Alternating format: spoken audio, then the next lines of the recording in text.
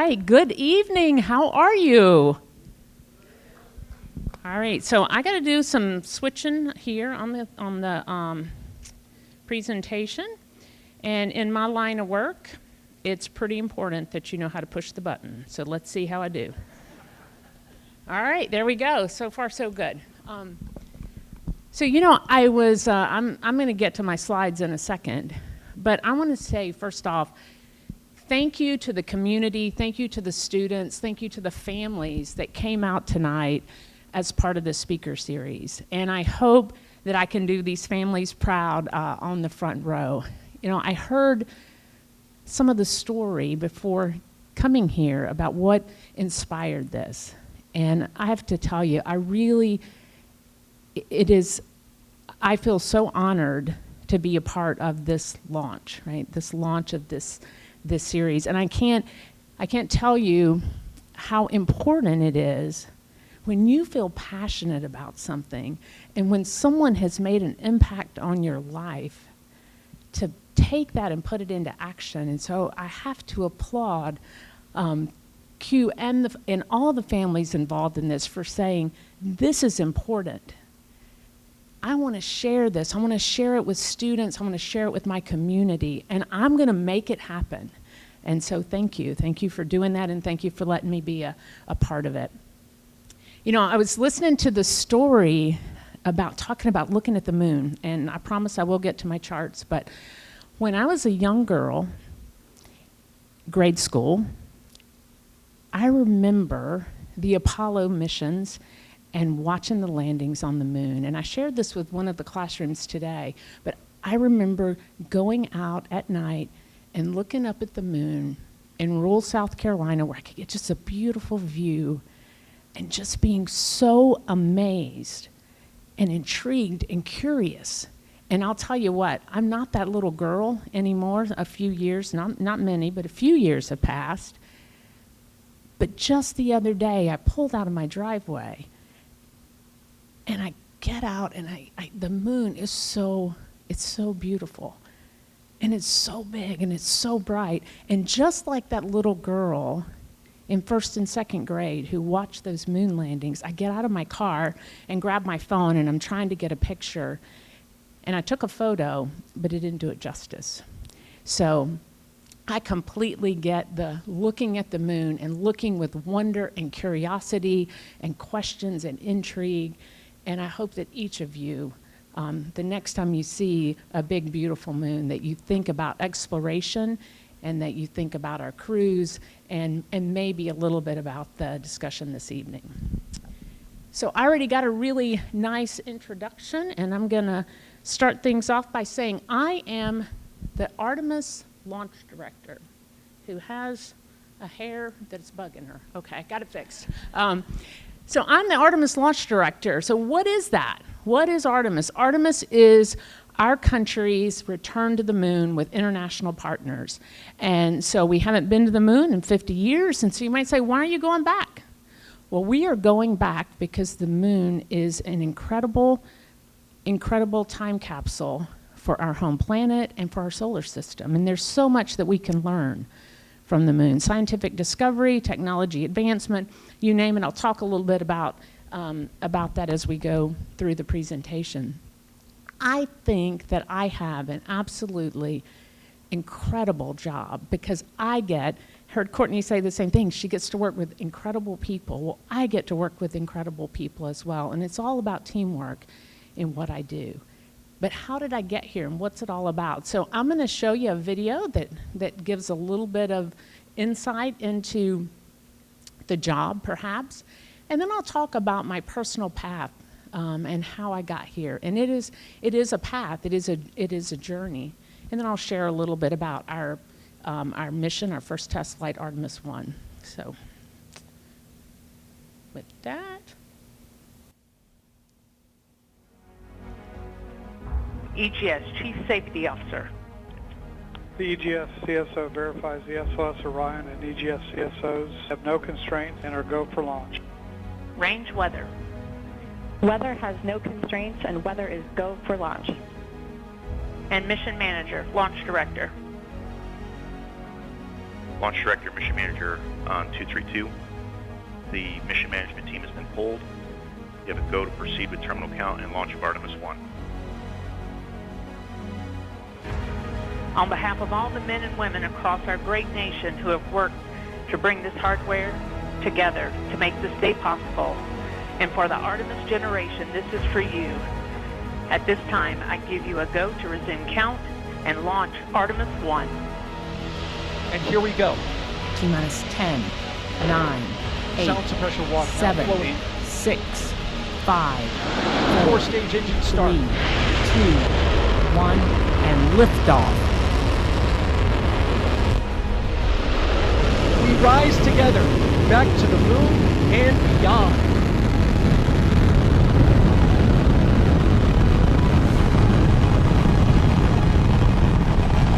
All 4 RS-25 engines on the core stage and 2 solid rocket boosters now propelling the vehicle at 128 miles per hour.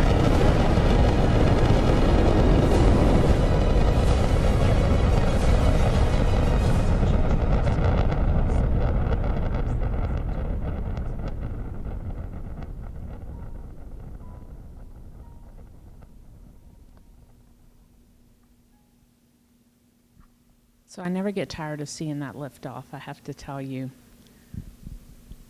I've seen it a few times now, but it never gets old for me. So you might ask, how do you end up in this role, or how do you end up in this job? And so I'm going to have some slides. They're just going to play in the background, not really talking specifically to them, but they're some of either my personal collection of photos, or they're some of my favorites from the NASA archive. And I'm just going to start them, and I'm going to talk a little bit about my path to being the Artemis launch director. So I grew up in a small town in South Carolina, Gaffney, population about 12,000. So a small town. I told you about how with my grade school classmates that I watched the end of the Apollo landings. And so I had an incredible teacher. And so for all of you teachers and educators, I know that you probably get told this by many of your students, but what a difference a teacher can make in your life. And so when I was in high school, I had an amazing physics teacher who said to me, "What are you going to study when you go to school?" And I said, "I don't know."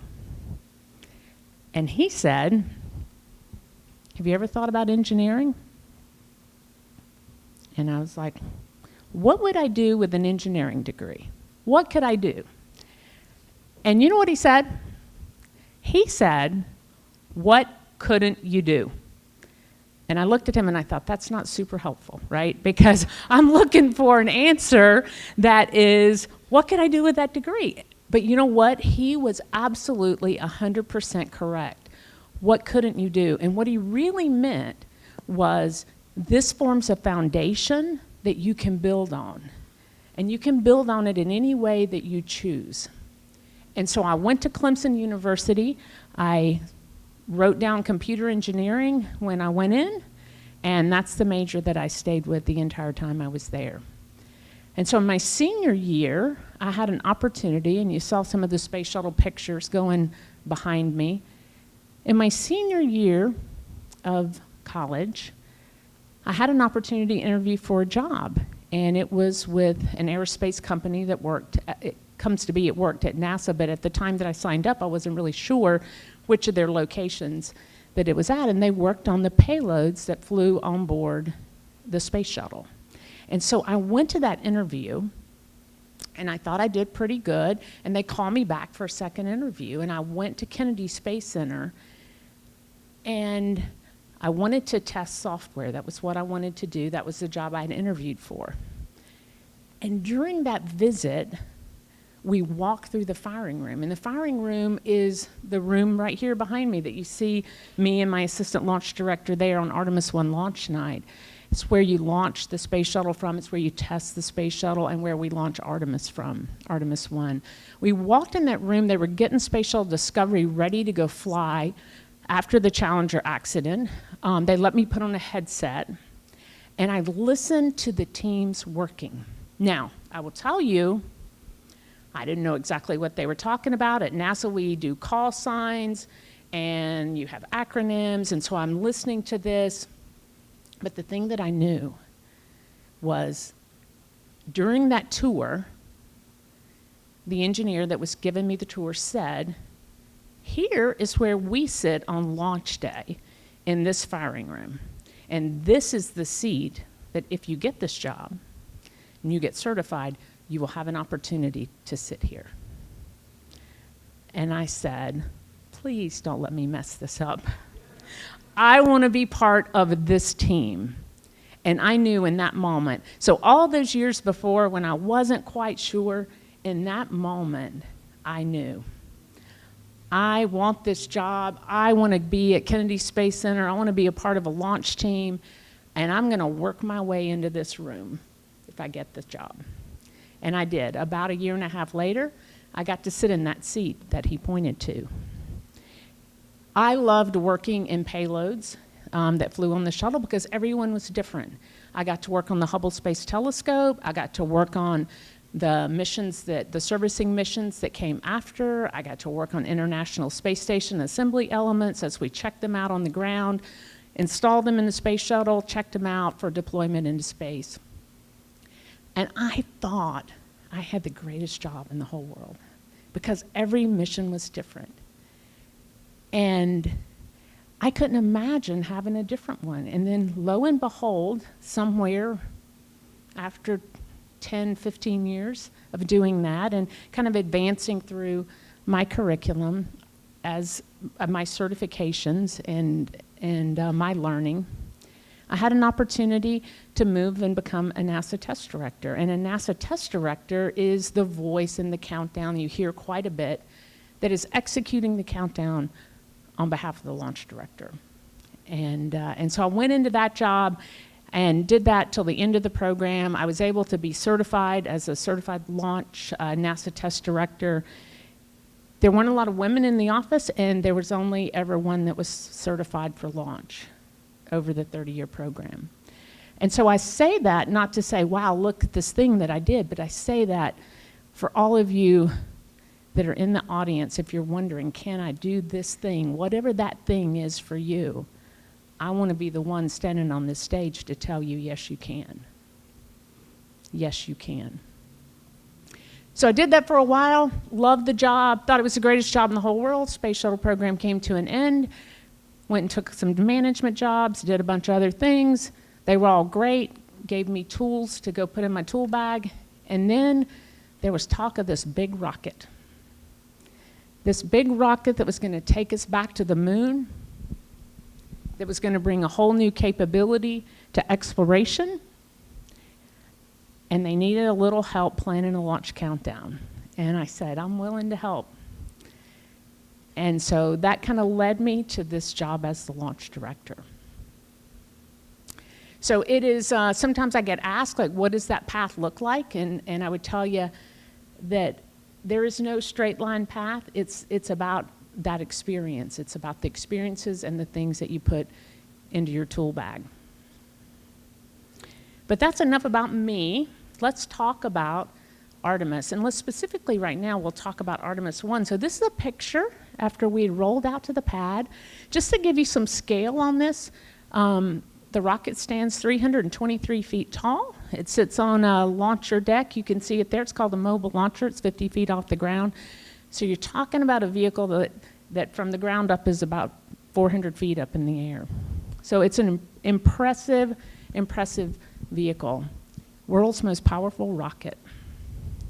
And this picture was taken after rollout. So what we do, it is a big rocket. It comes to the Kennedy Space Center as elements. So the solid rocket boosters, which are the white part on the side that's got the NASA worm logo there, come in segments. We stack those up on that mobile launcher. We bring the core stage, which is the orange part, maybe 2/3 of that orange part there. It's got our liquid hydrogen, liquid oxygen tanks. Upper stage up on top, Orion spacecraft is then integrated up on the very top. We do all of our checkout in the vehicle assembly building, which, how many of you have seen the VAB on TV or in person if you ever went to Kennedy Space Center? It's got the big flag, right? Building with the big flag. So we integrate this vehicle there. we test it out all along the way as we put the parts together and make sure that it's ready to go fly. And then we roll out to the pad and we spend about somewhere between 10 to 14 days at the pad before launch, doing the final connects, doing the final checkouts, doing final servicing, and then we get into launch countdown. So this picture here is taken in the firing room on launch night. Did any of you follow the Artemis 1 launch? Anybody know anything about them? Okay, awesome. So you know we didn't launch the first time, right? So this is the night we did launch, but took us a couple of tries. It was a brand new rocket, brand new ground systems. And so whenever you do something for the first time, you learn something. And we learned a whole lot during this campaign. But you can see here on the night of launch, there's a certain intensity in the look and in the gaze. And this is a night that is forever etched in my memory because it was a night that the team had worked for so long. And one of my favorite quotes, I think, let me back up, I think launch ops is an awful lot like sports. And I'll say because it takes teamwork. And one of my favorite quotes, and I say this to my team all the time, it's a quote from Herb Brooks in Miracle on Ice. And it is, we don't play for the name on the back of our jersey. We play for the name on the front. And this team had played hard for Artemis. They had worked through challenges. We had had hydrogen leaks. We had had we had hurricanes, 2 of them. There was a lot of different challenges and technical issues that the team had to go work through. But on this night, November the 16th, it was a pretty smooth countdown. And we got through loading. We load liquid hydrogen, liquid oxygen into the vehicle. We have about 700,000 gallons of propellant on board that vehicle. And we got through the loading sequence and it went really smooth. And I remember thinking, wow, this is going great. And I'm listening on one of the back loops and I hear somebody saying something about a hydrogen leak on the mobile, in a different place than we'd had before, on the mobile launcher. And we had to make a decision. We sent a crew out to the pad to make a repair, looking at the countdown clock, looking at how long it's going to take to go fix that, get the teams back out. And I'll never forget, on this night, I look over to the NASA test director, who's just over the side of that wall from me, and I said, "Where you at on your work?" And he said, "We're just about caught up." Countdown clock was at T-minus 10 minutes and holding.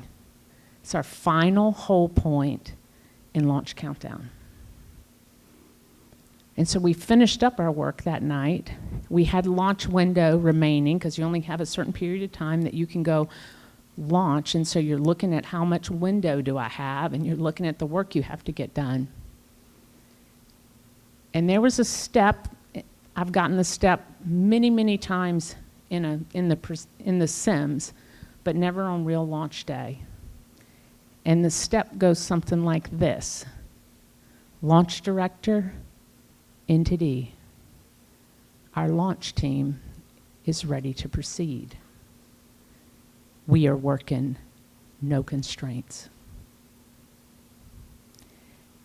And so that's when you hear that poll in the video that we started out with. And so I said, copy NTD. At this time, I'll perform my launch readiness poll. And you heard the tail end of it, but this is the launch director performing the final poll for launch, verify no constraints, and go for launch. And as I called each of those names, EGS Chief Engineer, go. EGS Chief Safety Officer, go. Launch Weather Officer, go. Mission Manager, we are working no constraints. And I gave the go to pick up the count and launch Artemis 1. And if you think about 100 people in a room and you're working, there's a fair amount of conversation, there's a fair amount of noise. Well, when you get to T-minus 10 minutes and you pick up that count, there's a hush that falls over the room. And it is so quiet because everybody is focused on their system, they're focused on their work, because each engineer and in that room, engineer and scientist that's in that room, they're responsible for something. And they have to ensure that their something is ready to go. So we get to T-minus 10 minutes, and I'm going to talk you through a countdown or the terminal count from my eyes. So we pick up the count at T-minus 10 minutes. Once you get into terminal count, you're bringing up what we call high energy systems. You're gonna start pressurizing tanks. You're gonna start spinning up APUs. You're gonna get ready for engine start. And all of that starts inside of 5 minutes. So from T-minus 10 to T-minus 6 minutes, there's no holds planned, but you can hold the clock, the countdown clock, at various milestones. If you hold at 6, you got an issue, we can take a little time to talk about it, right? We got whatever the launch window has left, minus 6 minutes of count time. When that countdown clock ticks to 5:59, if you have an issue, you have 3 minutes of hold time.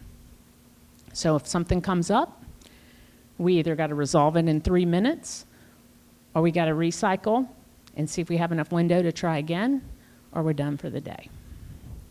And so we practice this in Sims all the time. And so it's T-minus 10 minutes and counting, and I'm looking the countdown clock. You can't see in the picture, but there's one directly in front of me, and I'm looking at that countdown clock, and I'm thinking, 4 minutes is a long time when you're watching every second on the countdown clock. But T-minus 6 minutes came. And the next voice that I heard was the ground launch sequencer operator say, GLS is go for FTS arm. Countdown clock's at T-minus 5 minutes and counting. Again, the room is incredibly quiet. Everybody is focused. T-minus 4 minutes. GLS is go for APU start.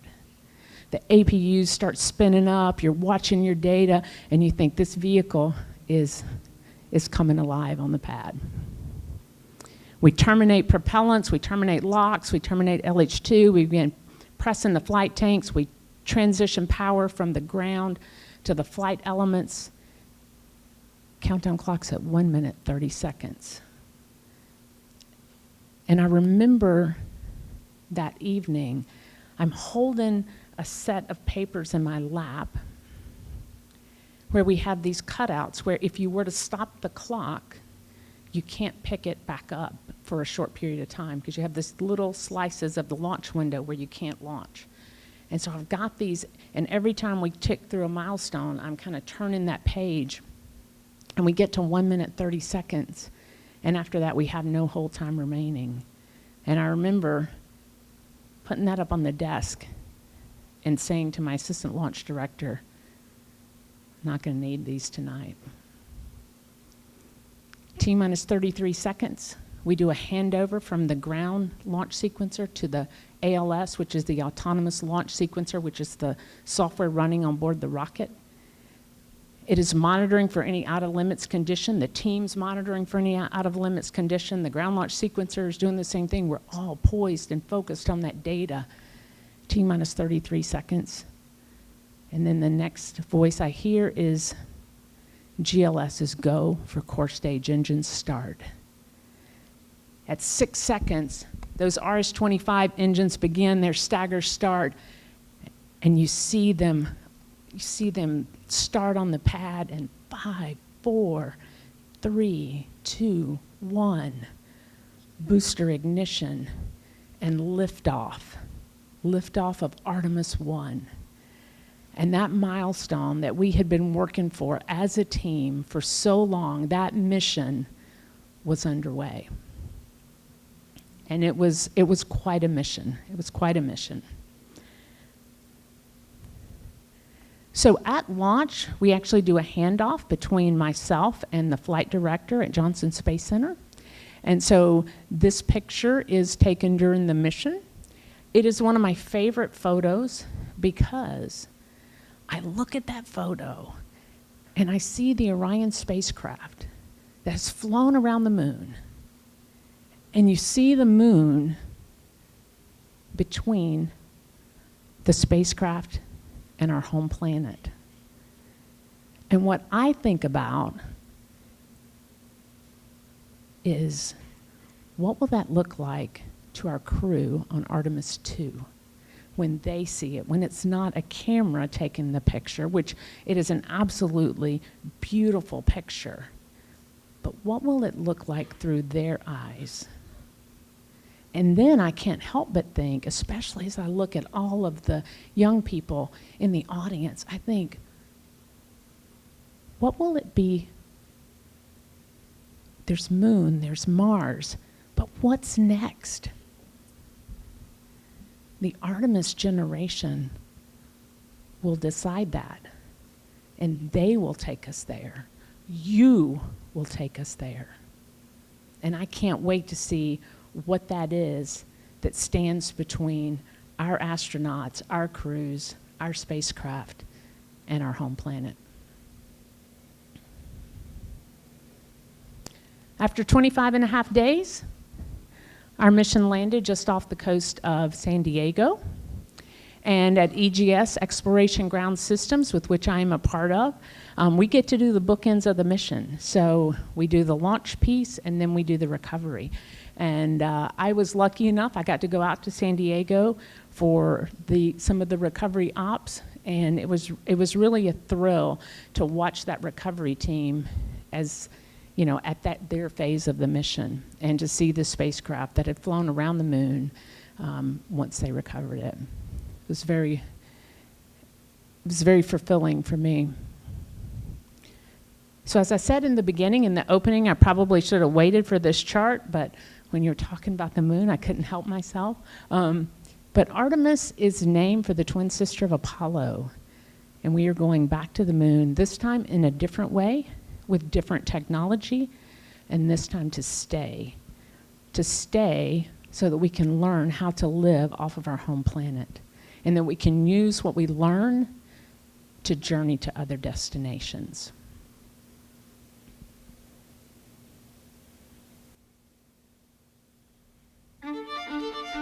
It's a new day in space exploration. As we sail on this new cosmic sea, there's so much to learn. There's so much to be excited about. Artemis is different from anything humanity has ever embarked on before. And we will discover life-saving, earth-changing science and technology along the way.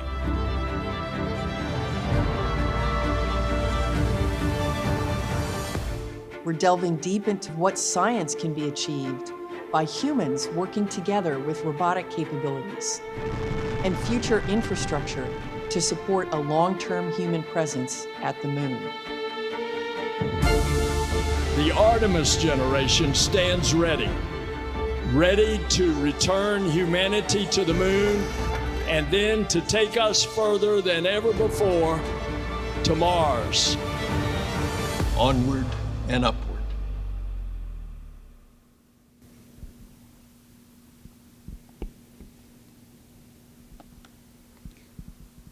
So I'll just touch a little bit on what does it take to do deep space exploration.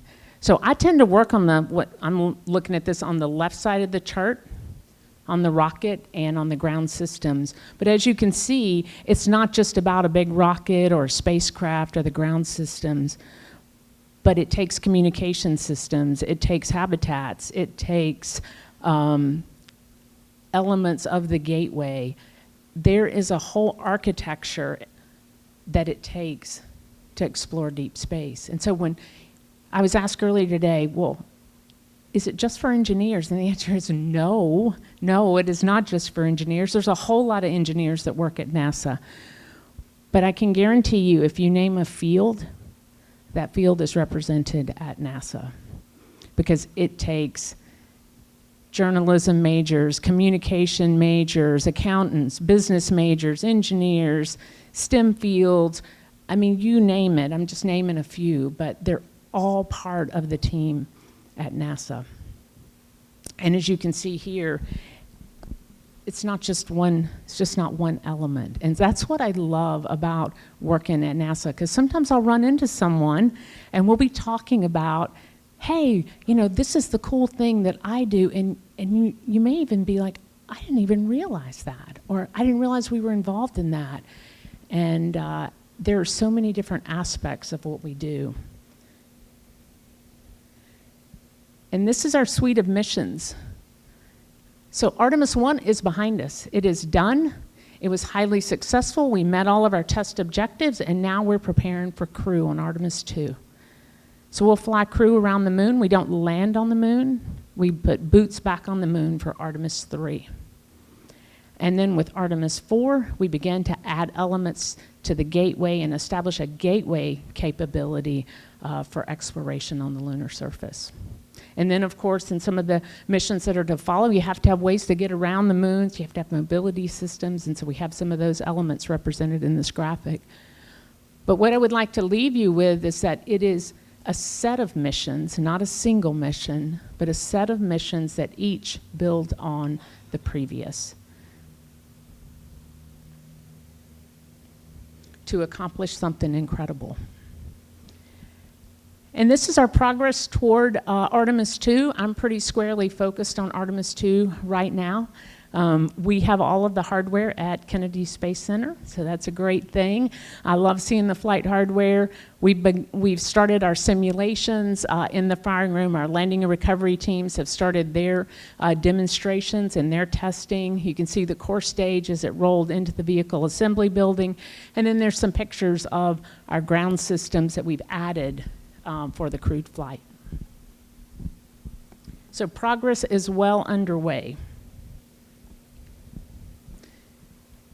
And what I would tell you is progress is well underway for Artemis 2, but we are just getting started. So we're at the beginning of the Artemis campaign.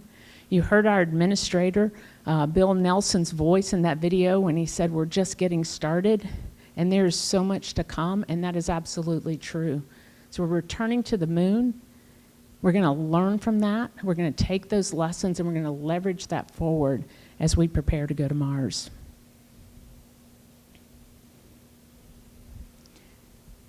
You can follow us along on social media. There's some links in here and the QR code if you want to follow us on Facebook, Instagram. And that really brings me to the end of the presentation. I hope that I've shared a little bit with you on what it's like maybe to work at NASA, what my personal path was like. But one thing I didn't touch on in the presentation, but I wanted to say, because I know not everybody here is in engineering or maybe even in STEM field, but I would encourage you, regardless of your area of study, regardless of your major, to consider taking a course in STEM, because it will help you in whatever you choose to do. And likewise, if you are a STEM student, think about taking a course in the liberal arts, because that creativity can help you in whatever field that you end up. It certainly helps in the engineering field because it helps you with the creativity of problem solving. And let's see, with that, I'll take any questions.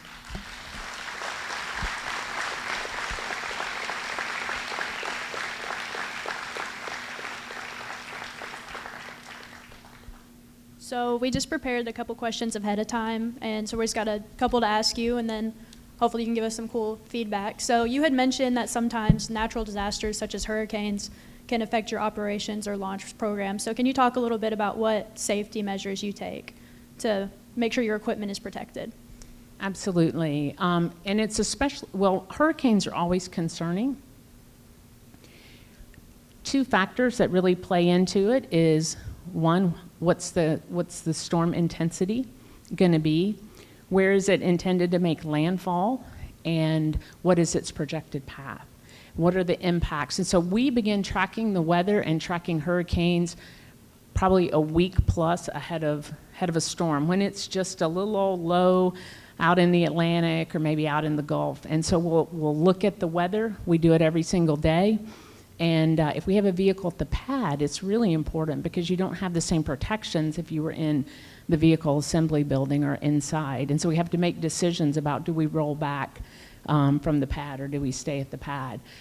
We just had Hurricane Milton came through. Luckily, we did not have a vehicle out at the pad, so we didn't have to make that decision. But we absolutely, as part of our hurricane seasonal planning, we go through our timelines for what it takes to get secured. We talk about where all the hardware is going to go, how we're going to protect it, and then we want to, and we actually have a timeline for getting that done so that folks can then get home to take care of their own homes.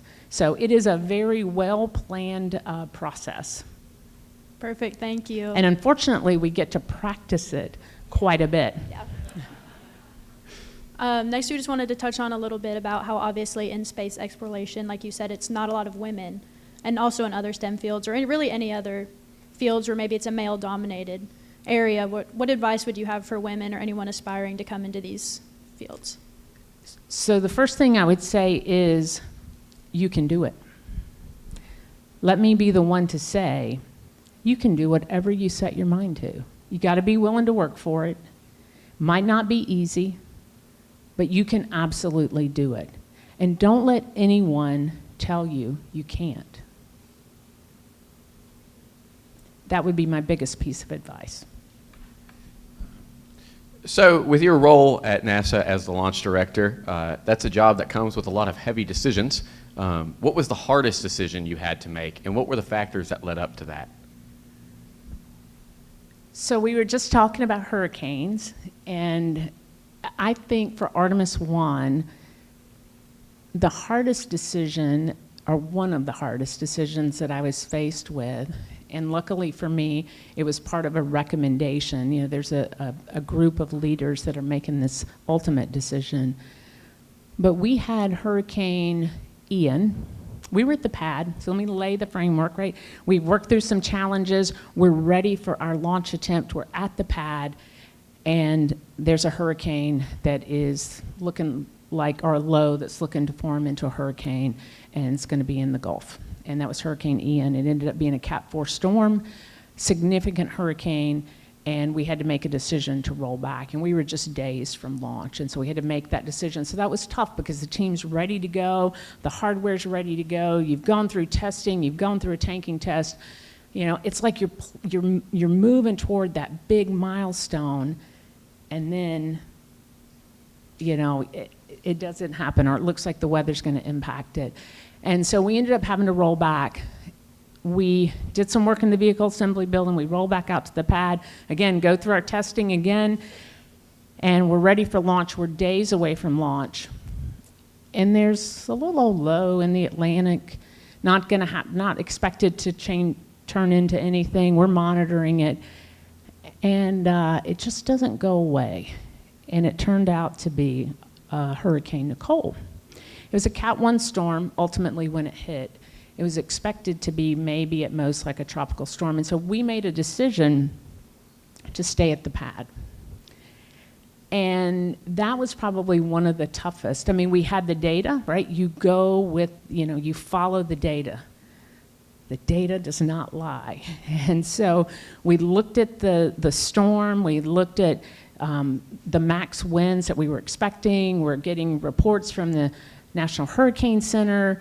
And so we're looking at all that data, and we're looking at the loads, and we're running the numbers, and we got all the right smart people looking at what's the maximum winds, where are they expected to be, all of those things. And we made a decision to stay at the pad. And it was the right decision. We launched 6 days later. The hurricane came and it went. And, you know, it allowed us to launch within a week. And the hardware was perfectly good. But in that day, while we're waiting on the storm to pass, you realize in launch ops, we have nominal plans and we have contingency plans, and you know exactly how you're going to off-ramp and how you're going to move through that, but you don't control the weather. And so, to me, that was an added layer that made that a stressful situation, because we didn't know exactly what the weather was going to do. Thank you. What kind of skills or experiences do you think are good for people who are kind of looking for a job in mission control or other leadership positions in NASA? So in launch control, it is a lot of engineers that are in the room, but it's not all engineers. And so, as I talked about earlier, they're all fields at NASA represented, not always in launch control on launch day. But for instance, you have a public affairs officer that is doing the broadcast. You have a team of folks that are helping NASA tell the story of what's going on in launch, because the folks that are busy with the actual execution of the launch countdown procedure, they're very focused on that. And so they're all different fields that are represented on launch day throughout our team. And I would say STEM degrees are very prevalent, engineering degrees, but there's something else, and it is those other skills, like communication.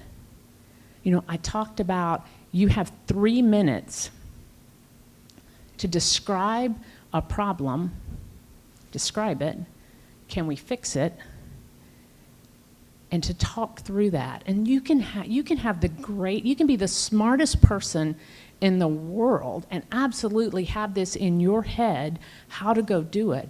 But if you can't communicate it quickly and succinctly in that environment, it's really tough to work your way through when the countdown clock is moving. And so it's communication. It's being a good team member. It's helping build that team, because as I said before, this isn't about a single person. So I think there's some of those other leadership qualities that really make you a good launch team member. And it's that communication, it's team building, it's building a sense of trust with the folks that you work with. Thank you so much. So the last question that we have for you here is, as you clearly illustrated on your presentation today, there's a lot of different moving parts that go into the actual launch process. So what is a particular system that the general public and the rest of us might not know about that's really crucial to you as a launch director in terms of executing a successful launch?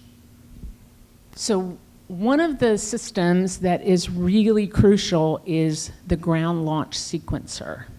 And so the ground launch sequencer is a set of software that is running. We have go, no-go rules that are called launch commit criteria. And they're called that for a reason, right? I'm going to commit to launch if I'm within these parameters. And if I exceed them, I am no-go. And so we have our teams trained that way, and then we have these limits built into the ground launch sequencer. During the terminal part of count, the ground launch sequencer sends hundreds, thousands of commands in a very time-critical manner. And you will hear the voice of the operator when I said GLS is go for FTS arm.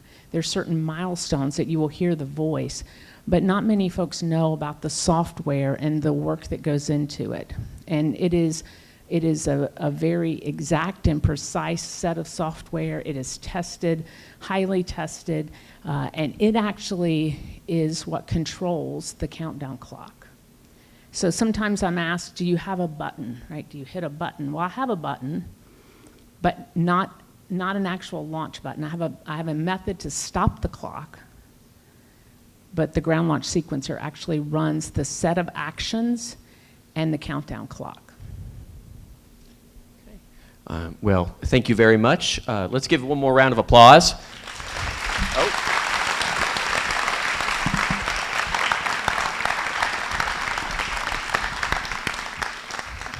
Thank you so much. And thank you for taking time out of your afternoon and evening and let me be a part of that.